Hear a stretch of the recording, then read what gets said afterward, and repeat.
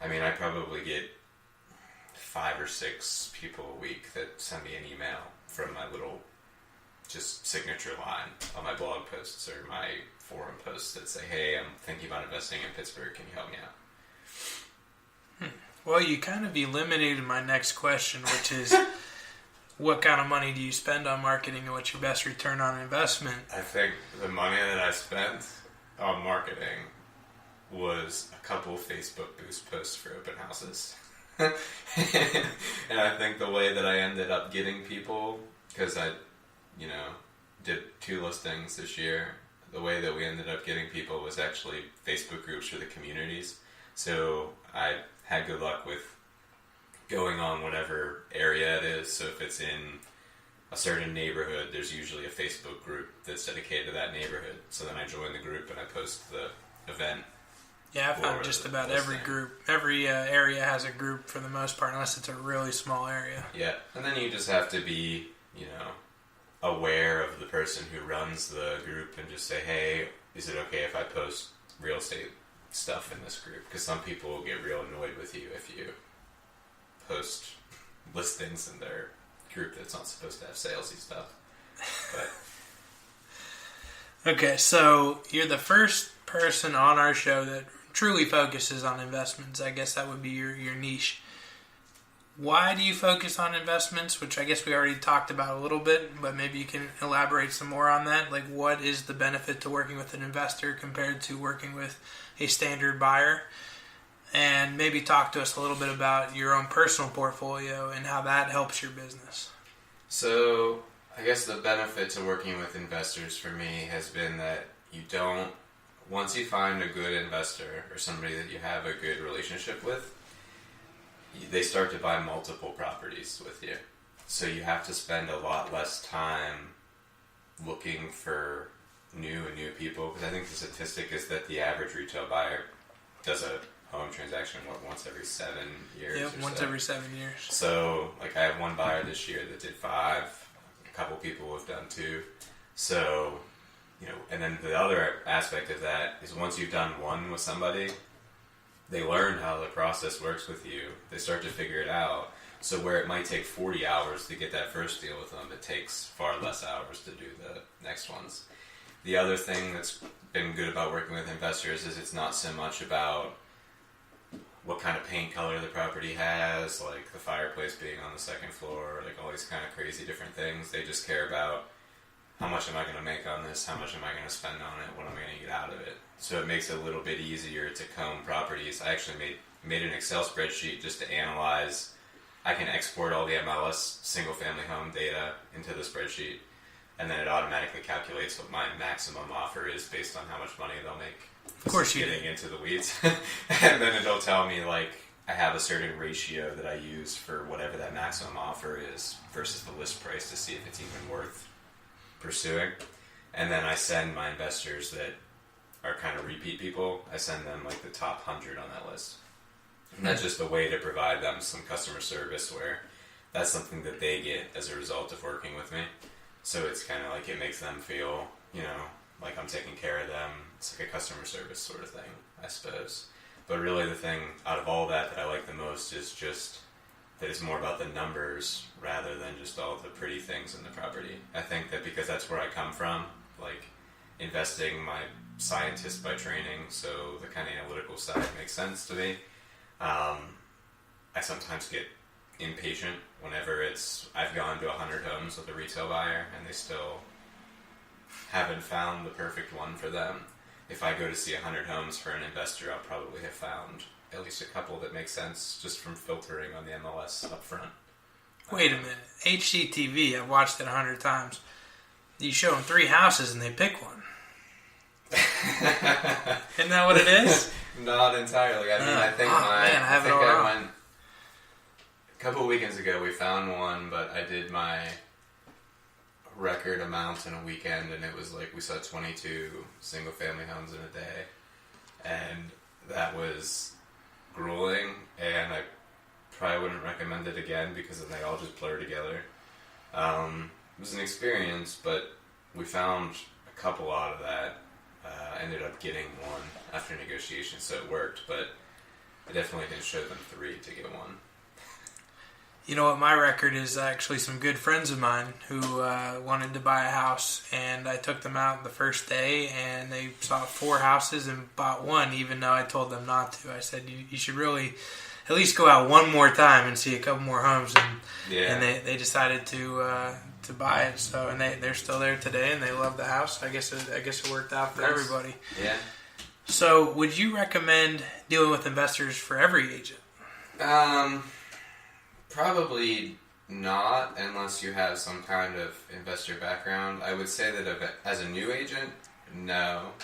But as you get experienced, I think having investors in your group of clients is a good thing for a lot of people, because it can start to help. I mean, I think I'm busier this time of year, which is the winter, than I am during spring and summer, because you find better deals during the winter as an investor, because there's less buyers competing with you. At least that's what I've seen so far in my time. So I have more people calling me right now. People are getting ready for their New Year's goals. So they're saying, like, oh, I want to buy an investment property this year. So then you get all these calls. I think today I talked to 1 person before work, 2 people at lunch, 1 person on the way here. So all try to buy property in Pittsburgh. And if you don't want to get dirty, it's probably not the right choice for you, right? No, not at all. I mean, I think that, to be honest, the retail transactions that I've done may have been a little bit easier in some ways, because you go in and you get the home inspection and it's like a couple little items. It's like you don't have GFCI outlets in the kitchen. But then on the investor properties, a lot of them, because they're looking for some value add with the property, it's like, oh, you have to put a beam here, like there's rotted wood, the roof leaks a little bit on almost every one, I think, that you see. It's like the roof needs to be repaired. So it's definitely not as straightforward sometimes. But so you're saying landlords don't take care of their properties as well? Some landlords do. But if they do, they sell it for a price that the person pays for. Okay. So talk to me a little bit then about your own personal portfolio and how that helps you in your business as well. So in our personal portfolio, I have 2 duplexes in my own name with my fiance, and then 1 in an LLC. So it kind of helped me because I had personal experience with a few different things. 1 property was off market. We bought through a wholesaler. So that started to help me learn kind of that whole aspect of the investor industry. Learned how it worked, did that. Working in commercial financing on it, so I've had to navigate some of the commercial financing route myself. Single family home. And then the first duplex that we bought was a foreclosure, REO property. And we went with just a traditional conventional route, but it needed all kinds of repairs. So I learned a lot, hiring contractors, that sort of thing on that first property. The second one that we bought was a little bit more boring. It was just a standard, regular, run the numbers, few $1,000s in repairs, and it was just pretty straightforward. But it's helped because I have personal experience working with properties that I'm trying to have other people, my clients, get into. So instead of just talking abstractly about something, you can tie back to your own personal experience, which is helpful. So you and your fiance live in a duplex and rent the other side out, is that correct? That is correct. How did you talk her into doing that? Teach me a wise one.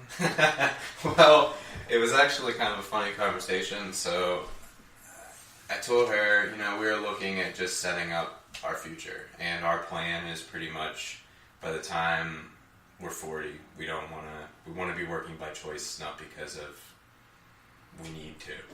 So I was looking through ways to do that, and doing the traditional 401k plan didn't really get you there fast enough. So that's how I found real estate in the first place. So I told her, we only have money to either get married or buy a house right now before we got started. And I said, so we can get married, spend $25,000, how much money it costs to get married.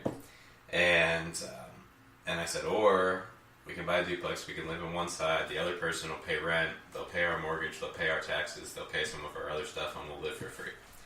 So she said, I don't know about that. And then I said, we'll just think about it for a little bit. And she thought about it, and then eventually she said, okay, we can do that. But, I mean, she's great, she's supportive, so I think it's not even me talking her into it. I think her family's a little bit entrepreneurial too, so even though I kind of put the idea in there, just coming from her background, with her family being entrepreneurial, it kind of made sense to her that now your bills are nothing, which sets you up pretty well for whatever you want to do. So not only did you talk her into living in a duplex, but you also talked her out of getting married.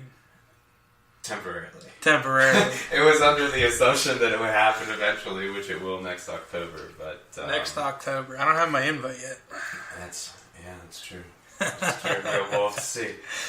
And then I talked her into doing it again, so our next property will be another duplex, and we're just looking to keep going with it until one day we buy a house. A real house, I guess. Probably a tiny house, though. So. A tiny house. I don't know. Interesting. Yeah. So what does a day in the life of Tony look like from the time you wake up to the time you go to bed? Busy. I wake up, I probably get up at, a lot of times I'll get up around 6 o'clock. I pick up my phone right away, try to respond to the emails that came in overnight. Usually download a podcast before I leave, listen to a podcast on the way to the day job office. Go into the office, probably spend more time than I should looking at my personal email on my phone and replying and following up on things. But again, we're hoping they're not listening to this podcast. Yes. But, I still make sure that I'm fair to them, too, which I think makes it... I mean, everybody there knows that I do this. It's not like some kind of secret. But I make sure that when they give me something to do, I always hit my deadlines, so I'm not, falling behind and at risk of getting fired. So I'm fair to them as well. My lunch hours usually go for a walk and talk to people that reached out, either from forums or whatever, so I'm prospecting during lunch. On my way home, I usually have phone calls, and to get a tax write-off, I usually drive from the office to a house to see, and then back home, so that it's my mileage. It's deductible from the office, though. And then on the weekend, it's pretty full of just, usually I have an out-of-state investor that comes in, or somebody local, and I go see some houses with them. So we're hoping the IRS is not listening to this phone call as well. Well, no, that's the accountant said that's a fine, that makes sense. Because you're paying for your mileage to the property, and then from the property to your home. What are your thoughts on technology and how it's affecting our business? I think the biggest way, whenever I see, whenever I deal with a lot of more experienced agents, I think that they always want to just pick up the phone and have a 30-minute long phone conversation with you about every little thing that comes up. But I think that the easiest thing that technology is making happen is just kind of instant, easy communication. So I deal a lot with out-of-state investors, which I don't think would have been nearly as easy it is today as it was before the internet, because I'm able to kind of FaceTime with them, easily share pictures. So I go to properties for them and take 100 pictures of the property, send those to them for them to analyze. Data is so readily available now, so you can go and find data on pretty much any area, and then you can confirm that with your own sort of knowledge, whether it's accurate or not, because there are still a lot of pocket neighborhoods and things like that in Pittsburgh. But really just easy communication, and then also information being available. So there's that RPR that I just joined the realtor thing. So I stayed a real estate agent without being a realtor for a decent amount of time, and then joined the National Association of Realtors, and I realized that it's way more valuable than just little R. Little R. They give you tools. Yeah, that's true. And RPR has been a great one for that. Just there's so much data available on that it's astounding. Okay. How important is goal setting? Very important. So I read a book about 2 years ago called the Miracle